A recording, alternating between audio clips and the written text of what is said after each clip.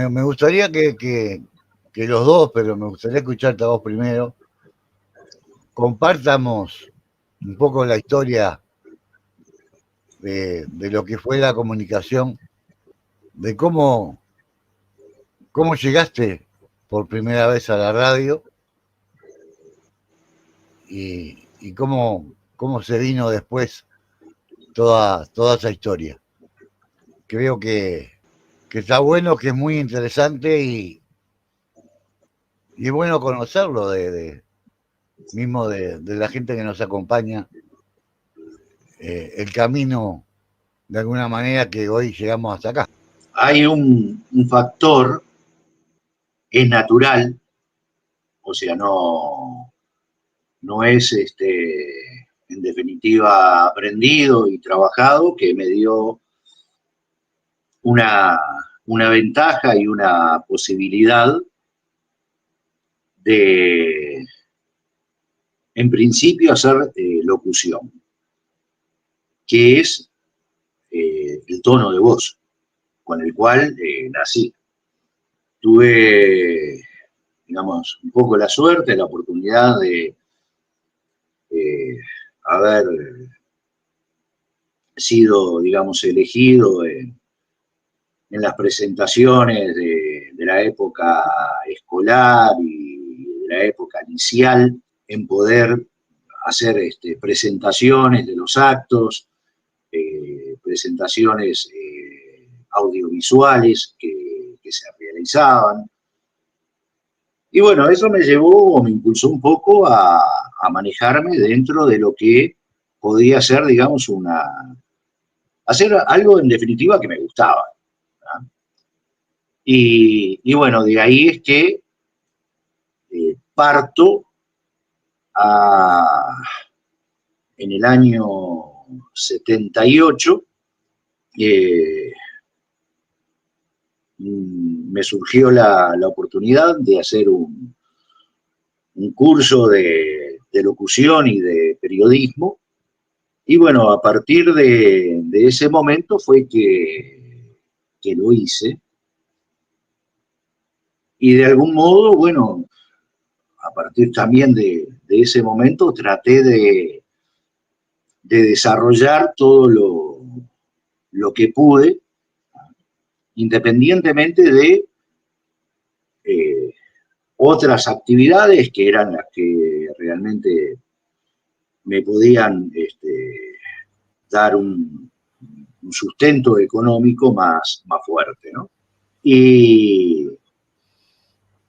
Y bueno, la primera experiencia de tratar de hacer un programa propio fue el intento de hacer un programa que pretendió llamarse La canción y el poema. Entonces, bueno, en aquella época las radios FM que empezaban a surgir ya con fuerza, tenían voces graves, voces pausadas, y bueno, la gente que me escuchaba hablar, mismo la gente cuando hice el curso de locución comercial y de periodismo, me decían que la mía era una voz de FM. Y bueno, a partir de eso traté de hacer un programa, pero en una radio AM, vuelvo a repetir, o sea, la canción y el poema. Entonces la idea era pasar una canción y que yo pudiera leer un poema romántico con una canción melódica, y para ponerlo en lo que era, digamos, un poco el cierre de la transmisión, ¿no? O sea, algo suave, algo light, pasarlo a última hora. Pero bueno, tuve la desgracia o sea, estábamos en época de dictadura, en la cual los poemas que elegí para hacer la pista de prueba fueron poemas de Pablo Neruda. Los poemas de Pablo Neruda nada tenían que ver en ese momento, o sea, aquellos poemas de amor, ¿no? De Pablo Neruda no tenían nada que ver con lo político, pero sí Pablo Neruda. Y bueno, la presentación la hice en lo que era CX28, Radio Imparcial, el cual el dueño de la Radio Imparcial era el doctor Sofía, uno de los creadores de los Comandos de la Muerte y de la JUP. Y bueno, así que sin salir al aire, nunca con ese programa fui censurado de entrada. Y después, bueno, en la medida que pude, hice locución comercial. No mucho, poco. Y bueno, después, cuando estuve en Venezuela,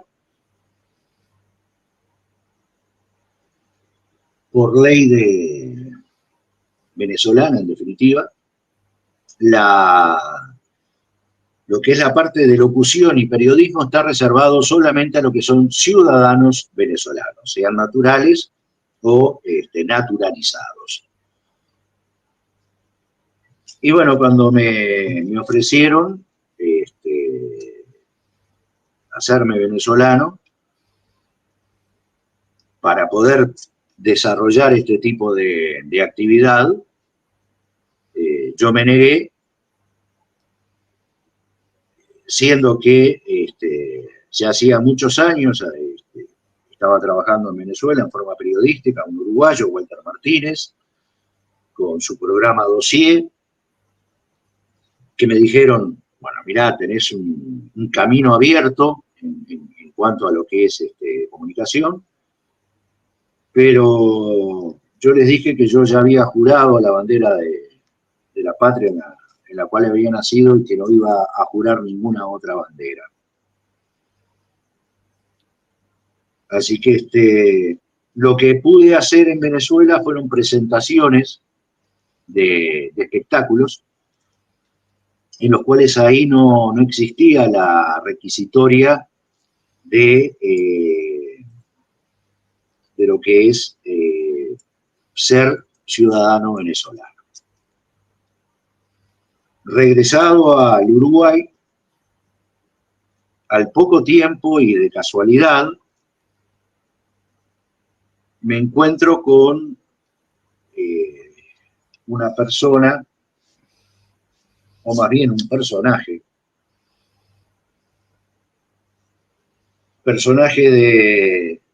de lo que fue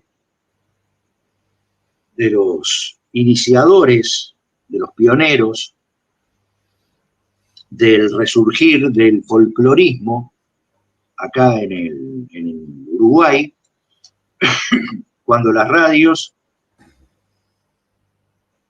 en la década del 50, o sea, en la década del 40 surge en Argentina el resurgir del folclorismo,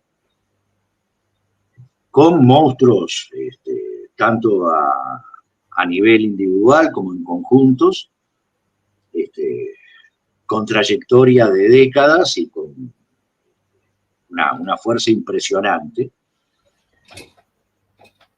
Y en la década del 50 lo que se escuchaba, o a partir de esa década del 40 y fundamentalmente en el 50, en las radios uruguayas se escuchaba el folclore argentino y no el folclore uruguayo. O sea, no existía un movimiento que llevara a promover el folclore uruguayo, oriental. Perdón. Y ahí surge una camada de pioneros en la década del 50, entre los que se encontraba, por ejemplo, se encontró a Osiris Rodríguez Castillo, a Carlos Molina, a Amalia de la Vega, Aníbal Zampayo, el cacique.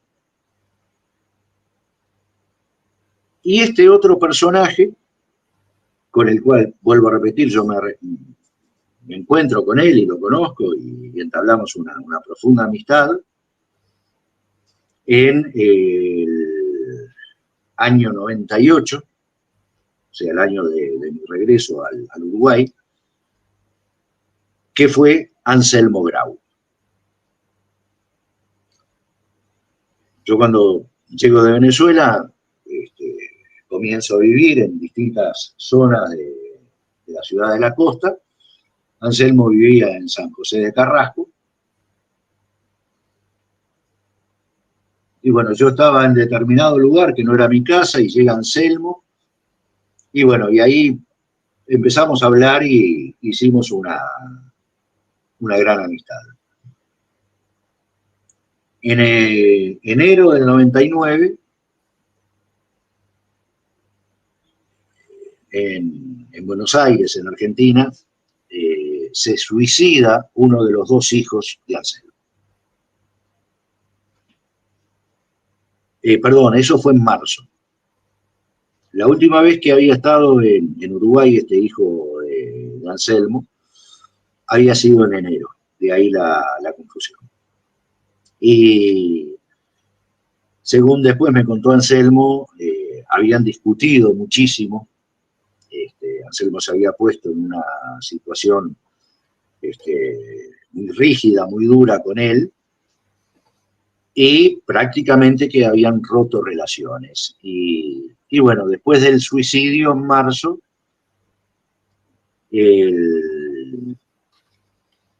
Anselmo cae en un bajón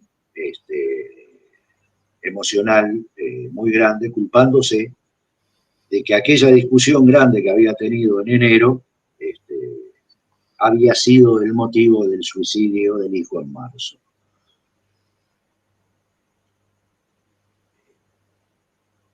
Pasó un poco de tiempo,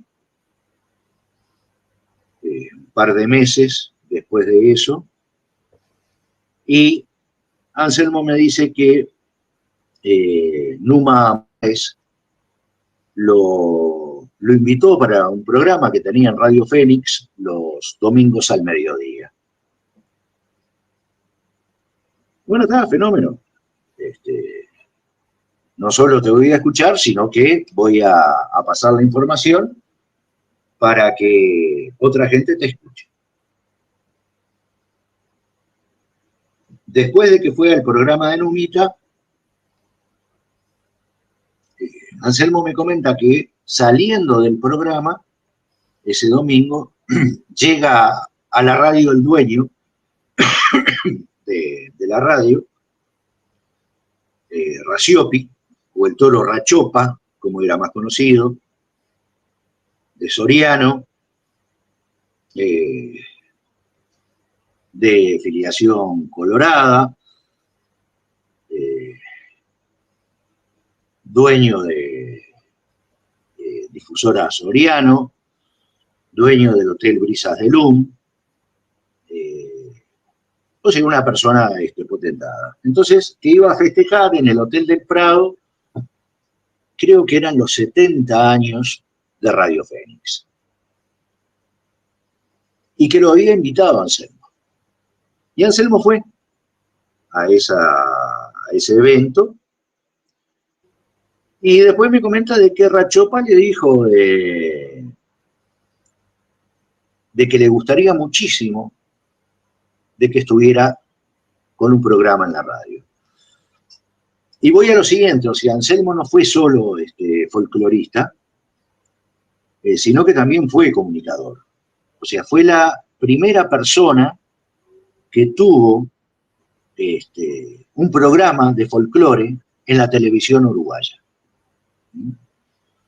Y tuvo programas de radio muchísimos, en los cuales además de transmitir folclore, también daba sus opiniones con respecto a muchos temas, del mismo modo que lo estamos haciendo nosotros ahora. O sea, quizá Anselmo fuera más conocido como comunicador folclorista que como folclorista en sí. No sé, capaz que eras vos chico, Ricardo, o muy chico y no tenés memoria de los programas en televisión de Anselmo, pero Anselmo cada vez que iba a un bloque tenía un vaso con vino en la mano y mandaba el corte brindando, diciendo arriba, abajo, al centro y adentro, y ahí se mandaba el vaso de vino. Al estilo Pilán. Sí, pero lo hacía con un producto lácteo. Eduardo Freda, creo que era, si mal no recuerdo el nombre, de Pilán. Y bueno, ahí Anselmo, bueno, tenía en aquel momento una barba oscura, por lo tanto los bigotes de vino no se le notaban, porque tenía bigote y barba. A Pilán en el bigote pintado sí se le notaba las marcas de la leche cuando la tomaba. Era de cinta aisladora. Ah, mirá, Por lo menos parecía eso. no, para mí era pintado. ¿Ah, sí? Para mí era pintado. Lo mismo que las cejas. ¿No? Las cejas y el bigote de Pilán eran pintados. ¿Cómo se pintaba en aquella época? Y vos lo tenés que conocer, ¿no? Tierra de color con vaselina, ¿no? Que era como se pintaban los burguistas. Alguacilde se llamaba. Ah, mira. Y bueno, cuando Anselmo me comunica esto, me pareció interesante que tratase de ocupar su cabeza en otra cosa diferente a la del suicidio de su hijo. Entonces empecé a darle manija para que aceptara la invitación que le había hecho el dueño de Radio Fénix de hacer un programa de radio. Y bueno, y así fue que mirá, te doy una mano en todo lo que Radio Fénix 42 en Radio Fénix, ¿no? ¿O 40? Sí. ¿42? No, CX40. 40. CX40.